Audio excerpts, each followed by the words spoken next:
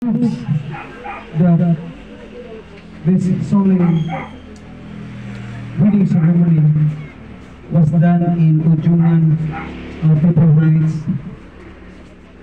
of this church.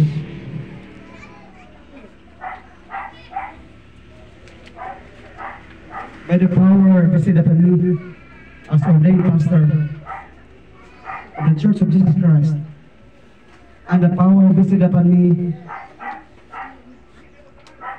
by the Republic of the Philippines under license number, registry number 2024-28063 S78MM3-2026. I pronounce you as husband and wife. Congratulations. Amen. On behalf of the pronounce, you have now the license to express that you are legally married. So, Jason, pakita niyo ang sawang niyo paghulog niyo mga asawa. Chesto ni.